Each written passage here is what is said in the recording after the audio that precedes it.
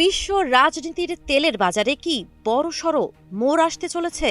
হঠাৎ করেই এমন এক দাবি করে বসলেন মার্কিন প্রেসিডেন্ট ডোনাল্ড ট্রাম্প, যা ঘিরে শুরু হয়ে গেছে আন্তর্জাতিক জল্পনা। ট্রাম্পের বক্তব্য, ভারত আর রাশিয়া থেকে খনিজ তেল কিনবে না, বরং সেই জায়গায় আমেরিকাকেই বেছে নিয়েছে নয়াদিল্লি। কিন্তু প্রশ্ন একটাই, এই সিদ্ধান্ত কি সত্যিই ভারতের, নাকি এটা শুধুই ট্রাম্পের কূটনৈতিক বার্তা?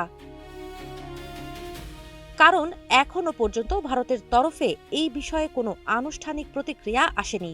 আর ঠিক এই নীরবতার মাঝেই মুখ খুলেছে ক্রেমলিন। রাশিয়ার প্রেসিডেন্ট ভ্লাদিমির পুতিনের ঘনিষ্ঠ ক্রেমলিনের মুখপাত্র দিমিত্রি পেসকভ স্পষ্ট ভাষায় জানিয়েছেন, ভারত যে কোনো দেশ থেকেই তেল কিনতে পারে। রাশিয়া কখনোই ভারতের একমাত্র তেল সরবরাহকারী ছিল না।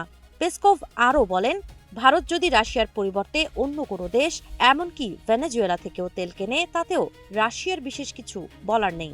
এখানেই গল্পে আসে বড় মোচড়। আন্তর্জাতিক ট্রেড ডেটা সংস্থা কেপলারের তথ্য বলছে, ট্রাম্প যখন ভারতের ওপর অতিরিক্ত 25% শুল্ক চাপিয়েছিলেন, তখনও ভারত প্রতিদিন প্রায় 15 লক্ষ ব্যারেল রাশিয়ান তেল কিনছিল।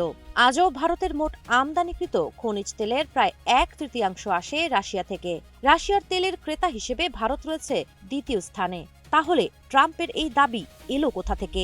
বিশেষজ্ঞদের ধারণা, এর পেছনে রয়েছে বাণিজ্য চুক্তির রাজনীতি।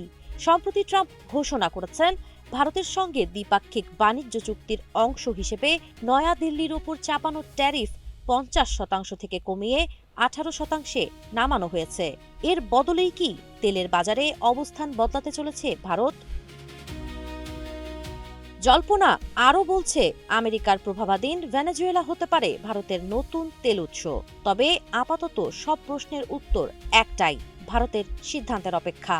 কারণ দিল্লি মুখ না খুললে এই তেলের রাজনীতি শুধুই জল্পনা হয়েই থেকে যাবে। সাবা খান, নাগরিক প্রতিদিন।